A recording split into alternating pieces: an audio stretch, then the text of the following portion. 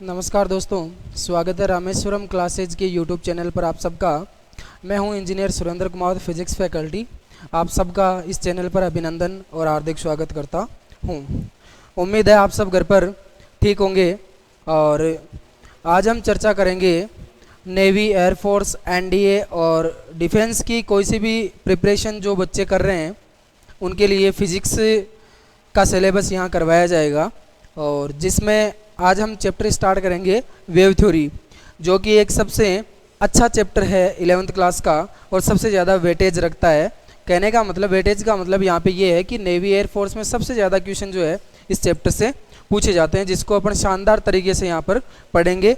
और अभी चैप्टर का स्टार्टिंग पोर्शन चलेगा, तो हो सकता है न्यूमेरिकल क्वेश्चनों की शॉर्ट ट्रिक्स इस लेक्चर में नहीं आ पाए, तो आप ऐसा नहीं हो कि इसको स्किप कर दो और आगे की क्लासेस मतलब डायरेक्ट लो। तो आपको ये वीडियो देखना बहुत ही नेसेसरी हो जाएगा आगे की वीडियो समझने के लिए, क्योंकि ये चैप्टर की स्टार्टिंग है। तो आइए स्टार्ट करते हैं।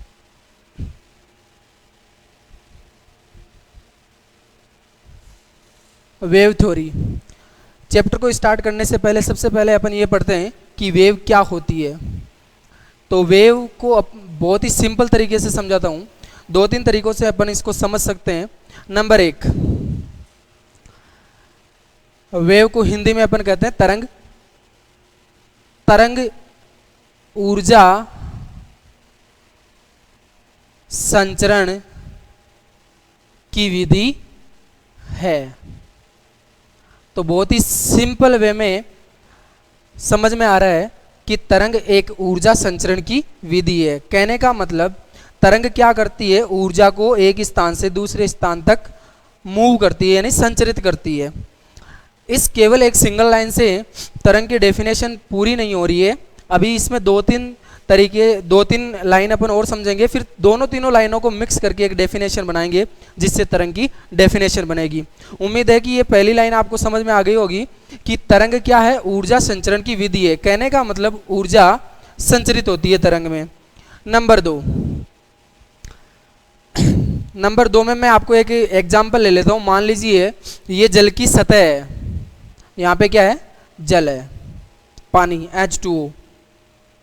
ये अभी स्थिर अवस्था में है। इसके जितने भी H2O के कण है वो यहाँ पर स्थिर अवस्था में है।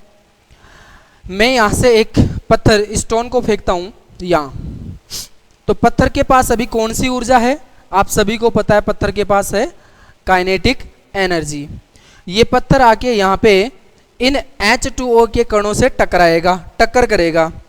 तो ये जो अपनी ऊर्जा है, गतिज ऊर्जा, वो इन H2O के कणों को स्थानांतरित कर देगा। यहाँ पर पानी के कणों को मिल जाएगी। जब पानी के कणों को ये काइनेटिक एनर्जी मिल जाएगी, तो यहाँ पर जो उपस्थित कण है इनके पास अतिरिक्त ऊर्जा हो जाएगी। उस अतिरिक्त ऊर्जा के कारण ये जो H2O के कण हैं वो एक्साइटेड कंडीशन में चले जाएंगे, मतलब उत्तेजित अवस्था में आ जाएंगे। उत्तेजित अवस्था में आने के कारण ये कण यहाँ पर गति करेंगे, अपनी ही जगह पर इस तरीके से गति करेंगे। मैं नीचे समझा देता हूँ। मान लीजिए ये एक पार्टिकल है, कण है, जिसकी माध्य स्थिति ये है। इसके आगे और पीछे ये बार बार यूं गति कर रहा है, तो इसको अपन कहते हैं सरल आवर्त गति, जिसमें क्या होता है कि प्रत्यानयन बल के अधीन कण अपनी माध्य स्थिति के इर्द और गिर्द पथ की बार बार पुनरावृत्ति करता हो, उसको अपन सरल आवर्त गति कहते हैं, जो कि पीछे के चैप्टरों में पढ़ा जाता है। तो उस अतिरिक्त ऊर्जा के कारण ये H2O के सभी कण जो यहाँ जिनके पास अतिरिक्त ऊर्जा है, ये अपनी ही जगह पर क्या करेंगे, सरल आवर्त गति करेंगे, ऐसे हिलेंगे, कंपन करेंगे। और जब ये कंपन करेगा कण आगे पीछे, तो ये आगे वाले कण से टकरा जाएगा और अपनी ऊर्जा आगे वाले कण को दे बैठेगा। सेम इस तरफ ये कण यहाँ पे हिलेगा तो अपनी ऊर्जा इस आगे वाले कण को दे बैठेगा। इसी तरीके से इन सब कणों में ऐसा ही होगा। तो वो ऊर्जा जो है यहाँ से इन कणों के पास आ गई। जब इन कणों के पास ऊर्जा आ गई, तो ये अब अपनी जगह पर क्या करेंगे, सरल आवर्त गति करेंगे इस तरीके से। ठीक है। हालांकि देखो, इसमें एक लॉजिक है कि जल की सतह के जो ये कण हैं वो ऊपर कंपन करेंगे या आगे पीछे करेंगे या दोनों मिक्स में करेंगे, वो आगे की बात है। अभी आपको सिर्फ ये समझाया जा रहा है कि उस अतिरिक्त ऊर्जा के कारण ये कण क्या करेंगे, सरल आवर्त गति करेंगे। जब ये कण आगे पीछे होंगे तो ये आगे वाले कणों से टकराएंगे और अपनी ऊर्जा आगे दे बैठेंगे। ठीक है, इसका मतलब ये हुआ कि ये जो ऊर्जा है वो यहां से आगे जाती जा रही है, इधर भी जाती जा रही है, यानी ऐसे आगे बढ़ती जा रही है। कहां तक बढ़ेगी, जहां तक पानी फैला हुआ है वहां तक ये ऊर्जा संचरित हो जाएगी। अब इस ऊर्जा संचरण में एक पॉइंट निकल के आ रहा है, क्या ये H2O के कण खुद यहां से गति करके मूव करके यहां तक आए या नहीं आए। आप सबको अच्छे से पता चल रहा है, दिखाई भी दे रहा है कि ये कण अपनी ही जगह पर क्या कर रहे हैं, सरल आवर्त गति कर रहे हैं, यानी ये कण यहां से मूव होके यहां तक नहीं आए। तो दूसरा पॉइंट ये निकल के आ रहा है कि तरंग के अंतर्गत जो माध्यम के कण है वो वास्तविक गति नहीं करते। माध्यम के कण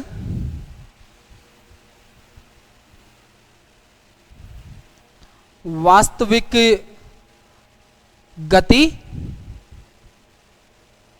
नहीं करते। कौन सी गति करते हैं, अभी आपको समझाया है, सरल आवर्त गति करते हैं, जिसको इंग्लिश में कहते हैं सिंपल हार्मोनिक मोशन। ये वाली गति वो पार्टिकल करते हैं, माध्यम के कण करते हैं। तीसरा पॉइंट हम ये कह सकते हैं, देखो अभी जो तरंग आपकी उत्पन्न हुई थी वो कैसे हुई थी, जल जो था यहाँ वो स्थिर अवस्था में था, हमने एक पत्थर डाला, उस पत्थर के कारण वहां पे जहां पत्थर टकराया है वहां पर एक डिस्टरबेंस उत्पन्न हुआ। डिस्टरबेंस को अपन हिंदी में कह सकते हैं अव्यवस्था उत्पन्न हुई, और वो अव्यवस्था क्या होती है, आगे बढ़ती जाती है, जिसको अपन तरंग कहते हैं।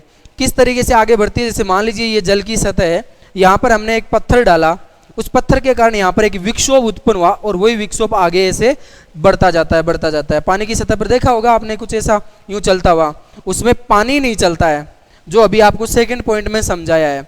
वो हमें दिखाई जो दे रहा है ना, वो सिर्फ डिस्टरबेंस आगे बढ़ रहा है, जिसके साथ क्या जा रही है, एनर्जी जा रही है, ऊर्जा जा रही है। ठीक है, तो यहां पे लिख देते हैं विक्षोभ, या डिस्टरबेंस को हिंदी में कहते हैं विक्षोभ। विक्षोभ की सहायता से आगे बढ़ती है। अब मैं तीनों पॉइंट को एक साथ कंबाइन करके इस तरंग की वेव की डेफिनेशन बनाता हूं। देखिए, तरंग एक ऊर्जा संचरण की विधि है, जो विक्षोभ उत्पन्न होता है जिस माध्यम में, वो विक्षोभ आगे बढ़ता रहता है, जिसको अपन तरंग कहते हैं। इस प्रोसेस के अंतर्गत माध्यम के कण वास्तविक गति नहीं करते हैं, माध्यम के कण अपनी जगह पर क्या करते हैं, सिंपल हार्मोनिक मोशन, सरल आवर्त गति करते हैं। इसको अपन कहते हैं तरंग। और ये विक्षोभ, जिसको अपन इंग्लिश में डिस्टरबेंस कहते हैं, ये जिस दिशा में आगे बढ़ता है वो ही तरंग की दिशा होती है। विक्षोभ जिस दिशा में, मान लीजिए जैसे कि ये विक्षोभ इस तरफ आगे बढ़ रहा है, कोई विक्षोभ है, ये वाला डिस्टरबेंस है इस तरीके का। डिस्टरबेंस की जो डिजाइन है, जो प्रतिरूप है, वो कैसा भी हो सकता है, जैसे कि ऐसा, जैसे कि ऐसा, कैसा भी हो सकता है। ठीक है, तो ये डिस्टरबेंस जो है मान लीजिए इस दिशा में बढ़ रहा है, तो यही तरंग की दिशा कहलाएगी। और ये जिस स्पीड से जा रहा है वो आपकी तरंग गति कहलाती है। तो उम्मीद करता हूं आपको तरंग की डेफिनेशन समझ में आ गई होगी। अब हम आगे बढ़ते हैं। देखिए, अब आगे हम टॉपिक पढ़ेंगे तरंगों का वर्गीकरण। ठीक है, तरंगों का वर्गीकरण किस तरीके से करेंगे, एक उदाहरण देता हूं आपको। मान लीजिए अपने पास बहुत सारे रुपए पड़े हैं, 2-2 हज़ार के नोट पड़े हैं, 500-500 के नोट पड़े हैं, नहीं लेकिन मान लेते हैं।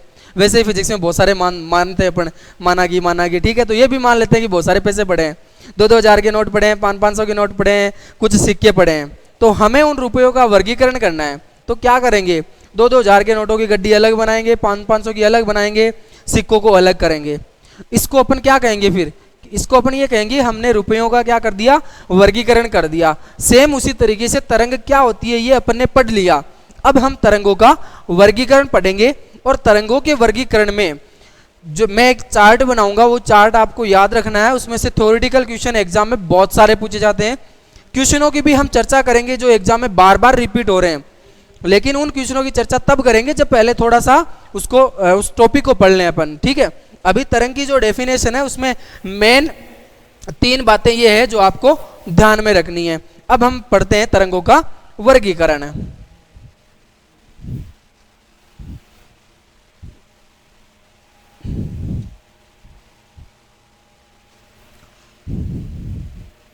तरंगों का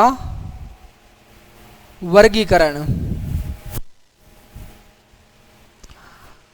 देखिए तरंगों को अलग अलग भागों में बांटा हुआ है।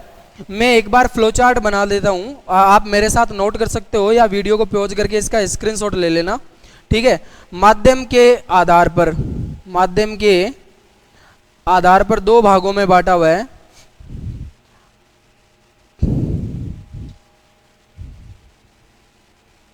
यांत्रिक तरंगे और अयांत्रिक तरंगे। फिर उसके बाद में कंपन के आधार पर बांटा हुआ है 2 भागों में, अनुप्रस्थ और अनुदैर्ध्य। फिर उसके बाद ऊर्जा के आधार पे बांटा हुआ है परगामी और अपरगामी। फिर विमा के आधार पे बांटा हुआ है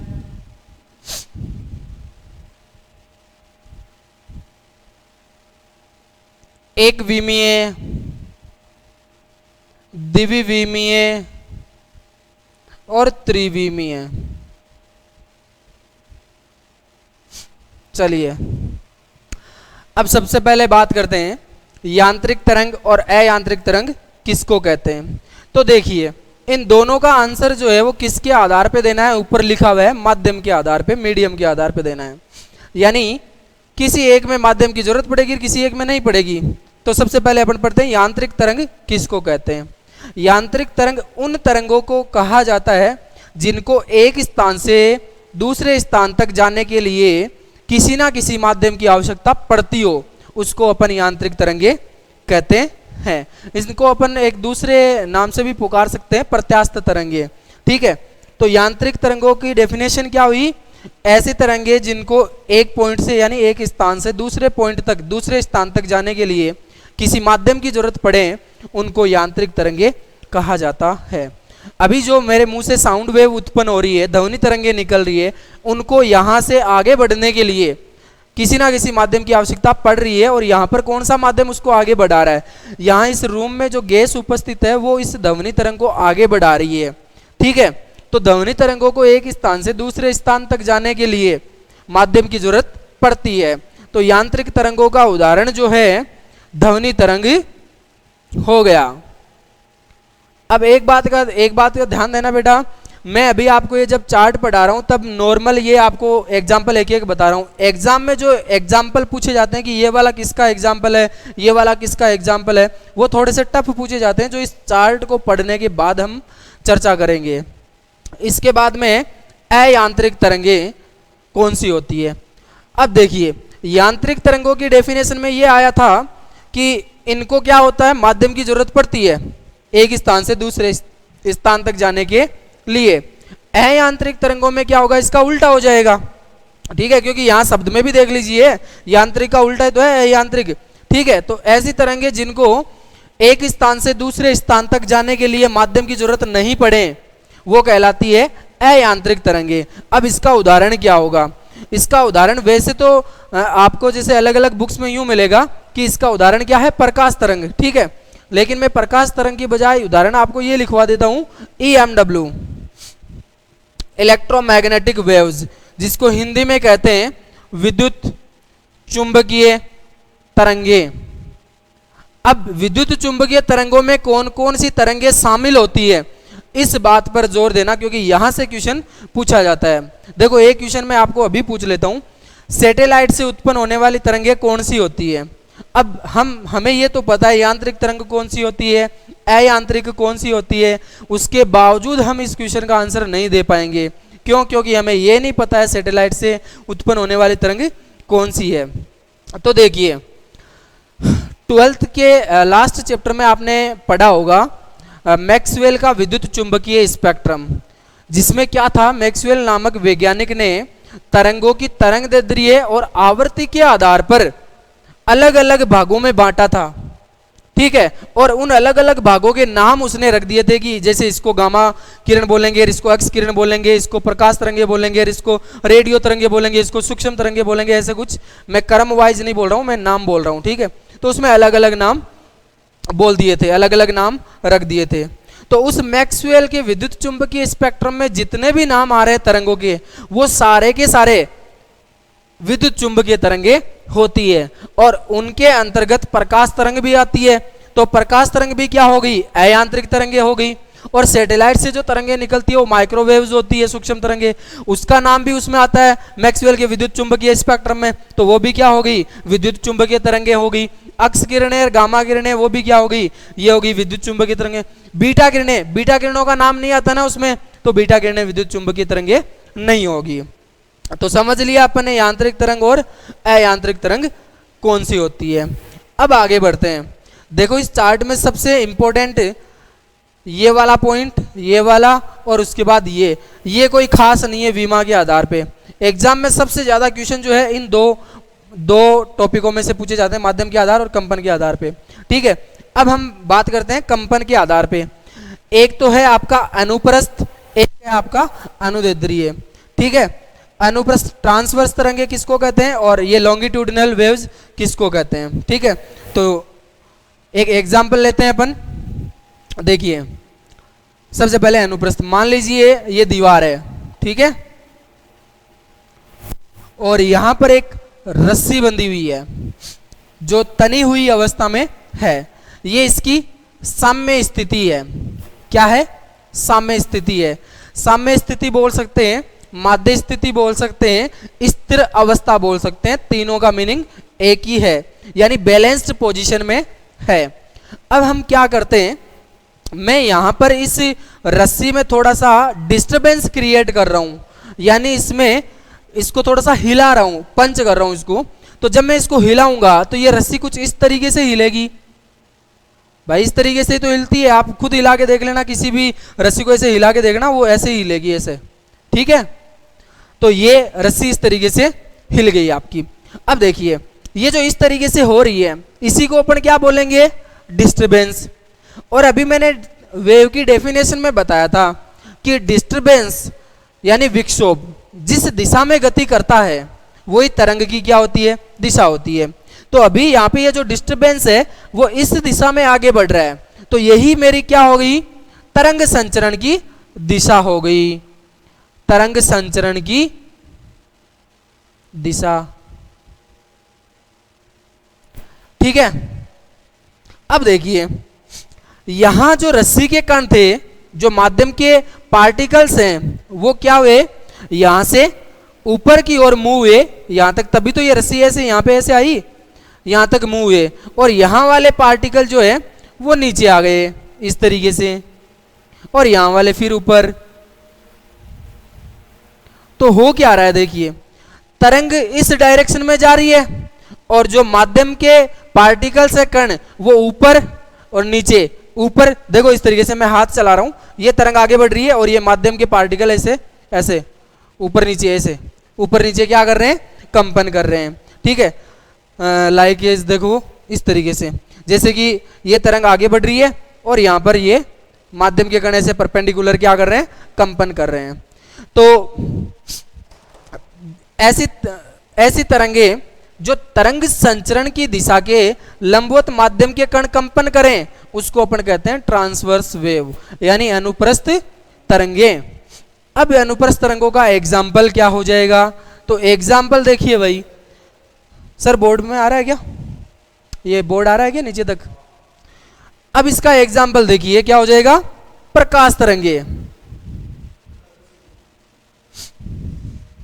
प्रकाश तरंग इसका उदाहरण हो गया अनुप्रस्थ तरंगों का, ठीक है। अब भाई अनुप्रस्थ तरंग, ये प्रकाश तरंग, आपके दिमाग में एक डाउट क्रिएट हो रहा होगा कि प्रकाश तरंगों में तो कोई लंबवत कंपन होता ही नहीं है, वो तो सीधी आती है यूं, ठीक है। तो देखो डाउट क्लियर हो जाएगा, वही 12th का लास्ट चैप्टर जिसमें आपको बताया होगा कि जिस तरफ तरंग जाती है उसके परपेंडिकुलर ई वेक्टर और बी वेक्टर, और ई वेक्टर और बी वेक्टर वो भी आपस में परपेंडिकुलर भी होते हैं। तो जिस तरफ तरंग जाती है उसके लंबवत विद्युत क्षेत्र और चुंबकीय क्षेत्र विद्यमान होते हैं, जो उसके परपेंडिकुलर कंपन होता है, उनका कंपन तल उनके लंबवत होता है, तरंग संचरण के लंबवत होता है। तो प्रकाश तरंग आपकी क्या हो गई, अनुप्रस्थ तरंगे हो गई, या इनको अपन यूं भी बोल सकते हैं कि प्रकाश तरंग की जो प्रकृति है, नेचर, वो कैसा हो गया, अनुप्रस्थ तरीके का हो गया। अब बात करते हैं अनुदैर्ध्य तरंग की। तो देखिए अनुदैर्ध्य तरंग का मतलब यह है कि जिस तरफ आपकी तरंग गति करती है, ये तरंग संचरण की दिशा मान लीजिए ये है, जिस तरफ तरंग गति करती है उसी दिशा के अनुदिश अगर माध्यम के कण, माध्यम के जो पार्टिकल्स है वो उसी डायरेक्शन में वाइब्रेट करें, कंपन करें, तो उसको अपन कहते हैं अनुदैर्ध्य प्रकृति। इसका एक एग्जांपल लेते हैं, ध्वनि तरंग।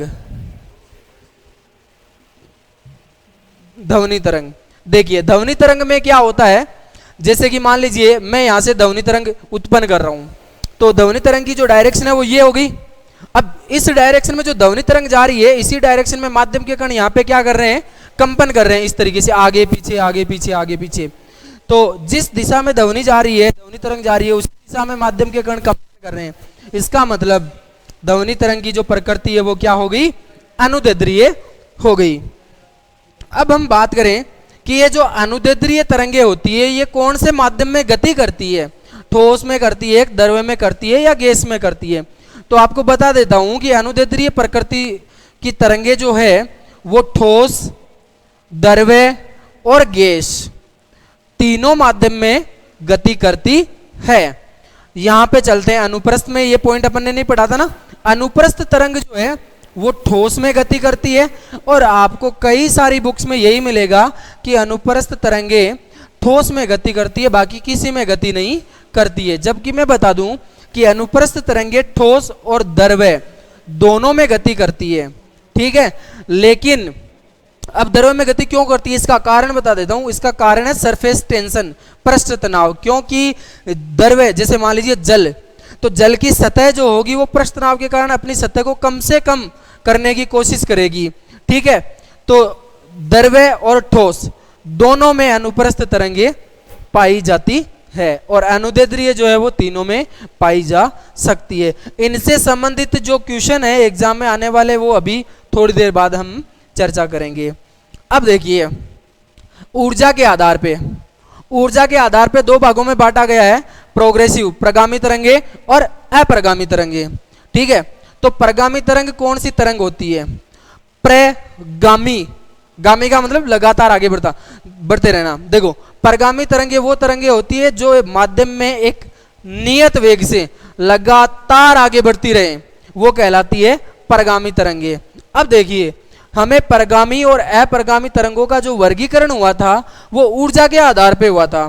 तो मैं कोशिश करूंगा कि इन दोनों की जो डेफिनेशन है वो ऊर्जा के आधार पे दूं। तो देखिए ऊर्जा के आधार पर किस तरीके से आएगा। अभी मैं प्रगामी तरंग की डेफिनेशन बता रहा हूं कि ऐसी तरंगे जो एक नियत वेग से लगातार माध्यम में आगे बढ़ती रहे। लगातार आगे बढ़ते रहने का मीनिंग क्या हुआ कि लगातार ऊर्जा का क्या हो रहा है, संचरण हो रहा है। क्यों, क्योंकि तरंग एक ऊर्जा संचरण की ही तो विधि है, ऊर्जा संचरण का ही तो रास्ता होता है जिससे ऊर्जा जाती है, ठीक है। तो प्रगामी तरंग में क्या होता है, ऊर्जा का संचरण होता है। अब अप्रगामी तरंग की बात करें तो ये अप्रगामी तरंगे जो है वो अपने आप में एक बहुत बड़ा टॉपिक है, ठीक है, जिसको हम अभी क्लियर नहीं कर पाएंगे, लेकिन परिभाषा अभी मैं आपको समझाने की कोशिश करता हूं। मान लीजिए ये दीवार है, इस तरफ भी दीवार है, दोनों के बीच में रस्सी बंधी हुई है, ठीक है। दोनों के बीच में क्या है, रस्सी। मैं मारकर रख देता हूं, एक मिनट। ये दीवार हुई, दोनों के बीच में एक रस्सी बंधी हुई है ना। अब मैं इस रस्सी को यहां से क्या किया, हिलाया, तो रस्सी में तरंग यूं जाएगी, यूं आएगी, यूं। अब ऐसा तो है नहीं कि एक ही तरंग आ रही है, उसके पीछे और भी आ रही है ना। जो सबसे आगे आ रही है वो यहां पे टकराएगी दीवार से और वापस क्या हो जाएगी, परावर्तित हो जाएगी। तो जो तरंग परावर्तित हो रही है और इधर से और आ रही है, अब मैं परावर्तित वाली को इस हाथ से ले लेता हूं और जो आ रही है उसको इस हाथ से ले लेता हूं। इस तरीके से ये परावर्तित वाली है ये, और ये इधर कंटिन्यूसली आ ही रही है। जो ये परावर्तित और ये आने वाली आपतित दोनों जहां पे आके एक दूसरे से मिल जाएगी उसको अपन क्या बोलेंगे कि तरंगों का क्या हो गया, अध्यारोपण हो गया। इन तरंगों के अध्यारोपण से एक रिजल्टेंट वेव बनेगी, परिणामी तरंग का निर्माण होगा। उस परिणामी तरंग को ही अपन क्या कहते हैं, अपरिगामी तरंग कहते हैं। और ये परिणामी तरंग हमें आंखों से किसी भी दिशा में आगे बढ़ती हुई नजर नहीं आती। जब ऐसी तरंग जो हमें आगे बढ़ती हुई नजर ही नहीं आ रही है, इसका मतलब ऊर्जा का संचरण नहीं हो रहा है। तो अपरिगामी तरंगों में ऊर्जा का संचरण नहीं होता है। ठीक है, अब इसके बाद में बात करें, विमा के आधार पे 3 भागों में बांटा हुआ है, एक विमीय, द्विविमीय और त्रिविमीय। ठीक है, देखो परगामी और अपरगामी का न्यूमेरिकल पोर्शन अभी बाकी है। अभी हम सिर्फ टॉपिक कवर कर रहे हैं तरंगों का वर्गीकरण। ठीक है, आगे के लेक्चर में आएगा परगामी तरंग फुल डिटेल से और अपरगामी तरंग भी फुल डिटेल से। ठीक है, विमा के आधार पर 3 भागों में बांटा हुआ है, एक विमीय, द्विविमीय और त्रिविमीय। एक विमीय का मतलब एक ही डायमेंशन में अगर कोई तरंग चले तो उसको अपन क्या बोलेंगे, एक विमीय तरंग बोलेंगे। इसका मतलब रस्सी में जो तरंग जा रही है वो रस्सी एक अकेली डायमेंशन ही होगी, तो रस्सी में जो उत्पन्न तरंग है वो क्या होगी, एक विमीय तरंग होगी। द्विविमीय तरंग, द्विविमीय का मतलब 2 डायमेंशन। मान लीजिए एक डायमेंशन ये, दूसरी डायमेंशन ये, तो जब 2 डायमेंशन मिलती है तो एक समतल को कवर कर लेती है। ठीक है, तो समतल में जो भी तरंग उत्पन्न होगी वो क्या होगी, द्विविमीय होगी। जैसे कि मान लीजिए ये फर्श है, फर्श के ऊपर अगर मैं पांव से एक चोट मारूं तो फर्श में जो तरंग जाएगी वो क्या होगी, द्विविमीय तरंग होगी। जल की सतह पर आप पत्थर मारोगे तो जल की सतह पर जो तरंगे चलेगी वो क्या होगी, द्विविमीय तरंग होगी। त्रिविमीय तरंग, त्रिविमीय का मतलब 3 डायमेंशन। 3 डायमेंशन से क्या हो जाता है, मतलब कि 3D, और 3D के अंतर्गत आपका ये आकाश जो है वो पूरा शामिल हो जाता है। तो आकाश में संचरित होने वाली जो तरंगे होगी वो क्या होगी, त्रिविमीय होगी। तो मेरी जो अभी साउंड वेव निकल रही है, ध्वनि तरंगे निकल रही है, वो इस आकाश में फैल रही है, आकाश में चल रही है, गति कर रही है, तो ध्वनि तरंग क्या होगी, त्रिविमीय तरंग होगी। साथ ही साथ ये जो प्रकाश आ रहा है ये भी तो आकाश में ही संचरित हो रहा है, तो प्रकाश तरंगे भी क्या होगी, त्रिविमीय तरंगे हो गई। तो उम्मीद करता हूं आपको ये फ्लो चार्ट जो है अच्छे से समझ में आया होगा। ठीक है, अब इसी फ्लो चार्ट से संबंधित एग्जाम में पूछे जाने वाले मोस्ट इंपॉर्टेंट क्वेश्चनों की हम चर्चा करेंगे, जो बार बार रिपीट भी हो रहे हैं। मैं अभी आपको सारे क्वेश्चन बताता हूं, देखिए।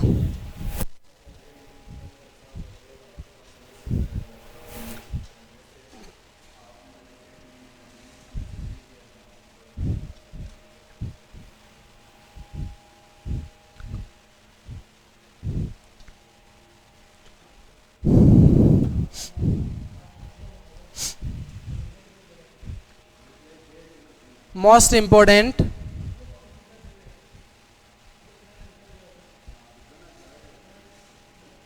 पॉइंट्स,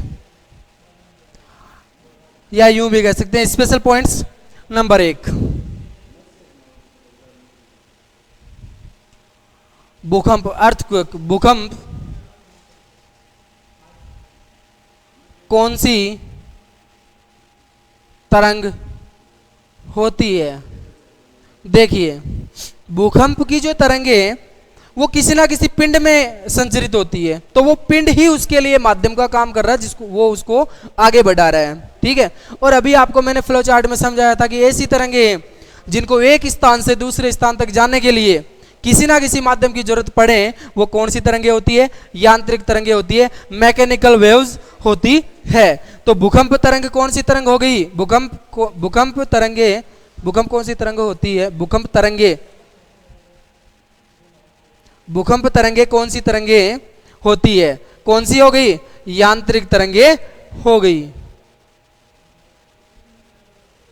इसके बाद में नंबर 2 पॉइंट, इलेक्ट्रॉन सूक्ष्मदर्शी में कौन सी तरंगे होती है? तो देखिए, अभी जो फ्लो चार्ट बताया था उसी में आता है एक अलग तरंग और होती है जिसका नाम है द्रव्य तरंगे। कौन सी?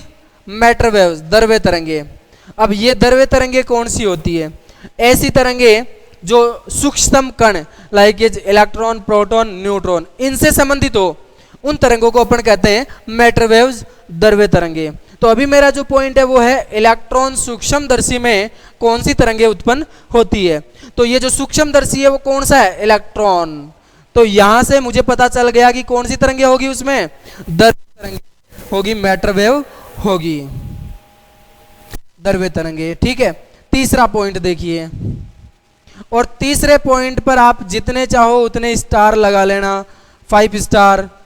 5 स्टार क्यों लगवा रहा हूं? क्योंकि ये क्वेश्चन या ये पॉइंट जो है वो बार बार एग्जाम में रिपीट होता है और अक्सर बच्चे गलत करके आ जाते हैं, क्योंकि ये एक अपवाद टाइप का पॉइंट है। बताता हूं, देखो, जल की सतह पर उत्पन्न तरंगे, जल की सतह पर उत्पन्न तरंगे कौन सी होती है? जल की सतह पर उत्पन्न तरंगे किस प्रकार की होती है? तो सबसे पहले मैं एनसीईआरटी और राजस्थान बोर्ड के अकॉर्डिंग इसका आंसर दूं तो वो है अनुप्रस्थ तरंगे। जल की सतह पर उत्पन्न तरंगे कौन सी होती है? अनुप्रस्थ तरंगे होती है। लेकिन कुछ स्टैंडर्ड बुक्स के अकॉर्डिंग मैं बात करूं तो जल की सतह पर उत्पन्न तरंगे अनुप्रस्थ एवं अनुदैर्ध्य दोनों होती है।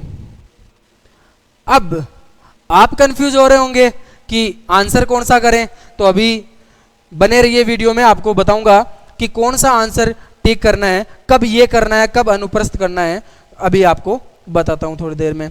ठीक है, तो देखिए, समझने के लिए पहले एक एग्जाम्पल ले लेते हैं।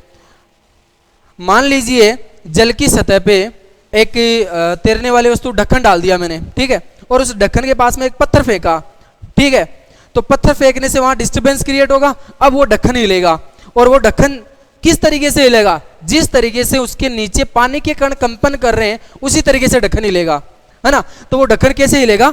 देखिए मेरे हाथ की तरफ, वो ऐसे ऊपर और आगे ऐसे ऐसे हिलेगा, ऐसे ऐसे। अब तरंग जा रही है इस दिशा में और ढक्कन ऊपर नीचे कंपन कर रहा है, इसका मतलब अनुप्रस्थ प्रकृति हो गई। तरंग इस दिशा में जा रहा है और ढक्कन आगे पीछे भी हो रहा है, इसका मतलब अनुदैर्ध्य प्रकृति हो गई। लेकिन इन दोनों में जो अनुदैर्ध्य प्रकृति का हिस्सा है, वेटेज है, वो कम होता है और अनुप्रस्थ का ज्यादा होता है ना। तो दोनों की जगह हम ये बोल सकते हैं कि अनुप्रस्थ प्रकृति होती है। लेकिन अभी मैं आपको ऑप्शन के अकॉर्डिंग इसका आंसर बताऊंगा कैसे देना है। तो देखिए, अगर आपके पास एग्जाम में यही क्वेश्चन आ जाए, जल की सतह पर उत्पन्न तरंगे कौन सी होती है, और उसमें ऑप्शन में आ जाए नंबर 1 अनुप्रस्थ, नंबर 2 अनुदैर्ध्य, नंबर 3 अनुप्रस्थ एवं अनुदैर्ध्य दोनों, और नंबर 4 नन ऑफ दीज, इनमें से कोई नहीं है। तो इस कंडीशन में आपको टिक करना है। सही उत्तर आपका ये रहेगा अनुप्रस्थ एवं अनुदैर्ध्य दोनों, ठीक है। लेकिन ध्यान रखना विशेष तौर पर, अगर एग्जाम में ये ऑप्शन नहीं आए, केवल ये ऑप्शन हो अनुप्रस्थ अनुदैर्ध्य, इनमें से कोई नहीं, और एक एक्स्ट्रा और पॉइंट आ जाए, ठीक है, तो उस कंडीशन में ये मत सोचना कि सर ने तो ये उत्तर बताया था और ये ऑप्शन में नहीं है तो इसका इनमें से कोई नहीं, ये वाला टिक कर दे, नहीं, गलत हो जाएगा। उस कंडीशन में आपको अनुप्रस्थ टिक करना है। ये पॉइंट नोट कर लेना आप। अगर ऑप्शन में अनुप्रस्थ एवं अनुदैर्ध्य दोनों आ रहे हो तब तो ये सही उत्तर हो गया। अगर ये ऑप्शन में नहीं आए, उस कंडीशन में अनुप्रस्थ टिक करना है, ये सही उत्तर हो जाएगा। आ गया होगा समझ में। इसके बाद में जल के अंदर उत्पन्न तरंगे कौन सी होगी? जल के अंदर की साइड में उत्पन्न तरंगों की प्रकृति होती है अनुदैर्ध्य। कौन सी होती है? अनुदैर्ध्य। अंदर की साइड में, सतह पर दोनों, ऑप्शन में दोनों वाला नहीं हो तो अनुप्रस्थ, ठीक है। अब इसी से संबंधित एक क्वेश्चन और पूछ लो, एक्स्ट्रा क्वेश्चन, मोटर बोट से उत्पन्न तरंगे कौन सी होती है? तो अच्छे से समझ में आ रहा है, बोट यानी नाव, मोटर यानी इंजन से चलने वाली। अब कहाँ चलेगी नाव? पानी की सतह पर चलेगी, तो जो तरंगे उत्पन्न होगी वो कहाँ होगी? पानी की सतह पर होगी। और पानी की सतह पर कौन सी तरंगे उत्पन्न होती है? अनुप्रस्थ एवं अनुदैर्ध्य दोनों। ये ऑप्शन में नहीं आए तो अनुप्रस्थ सही उत्तर हो जाएगा, ठीक है। इसके बाद पांचवा पॉइंट, पांचवा पॉइंट है ध्वनि तरंग और प्रकाश तरंग को विभेद करने वाली घटना दूरवर्ण। देखिए, ध्वनि तरंग और प्रकाश तरंग दोनों में लगभग सिमिलरिटीज ये है कि इनमें जो घटनाएं घटित होती है वो दोनों में सेम होती है। मतलब ध्वनि तरंगों में डॉपलर प्रभाव होता है तो प्रकाश तरंगों में भी होता है, ध्वनि तरंगों का परावर्तन अपवर्तन होता है तो प्रकाश तरंगों का भी होता है, ठीक है। ऐसे ही विवर्तन व्यतिकरण होता है दोनों में। लेकिन एक ऐसी घटना है जो एक में होती है और एक में नहीं होती है, यानी दोनों को अलग अलग भागों में बांट सकती है, विभेद कर सकती है, तो उस घटना का नाम है दूरवर्ण, ठीक है। दूरवर्ण जो है प्रकाश तरंगों का होता है और ध्वनि तरंगों का नहीं होता है। अब क्यों नहीं होता? क्योंकि दूरवर्ण जो घटना है वो अनुप्रस्थ प्रकृति की तरंगों का ही होता है, या अपन यूं बोल सकते हैं कि दूरवर्ण जो है वो अनुप्रस्थ तरंगों का एक गुण है, यानी दूरवर्ण घटना जो है वो अनुप्रस्थ तरंगों का ही होता है सॉरी, अनुप्रस्थ तरंगों का दूरवर्ण होता है। अब अनुप्रस्थ प्रकृति किसकी होती है? प्रकाश तरंग की, तो प्रकाश तरंग का दूरवर्ण हो जाएगा। ध्वनि तरंग की प्रकृति जो है वो अनुदैर्ध्य होती है, इसलिए ध्वनि तरंगों का दूरवर्ण नहीं होता है। ये कुछ इंपॉर्टेंट क्वेश्चंस हैं जो एग्जाम में बार बार पूछे जाते हैं। नेक्स्ट क्लास में अपन क्या करेंगे, तरंग गति से संबंधित जितनी छोटी मोटी परिभाषाएं हैं, जैसे कि आयाम, तरंग दैर्ध्य, आवर्तकाल, आवर्ती, कलांतर, पथांतर, कलाकोण, ये सब कुछ अपन पढ़ेंगे और फिर न्यूमेरिकल क्वेश्चनों पे चलेंगे जो इनको अपन शॉर्ट ट्रिक से सोल्व करेंगे। अगर आपको वीडियो अच्छा लगा, लेक्चर अच्छा लगा, तो इसको ज़्यादा से ज़्यादा अपने दोस्तों के साथ शेयर कीजिए, लाइक कीजिए। जय हिंद, जय भारत।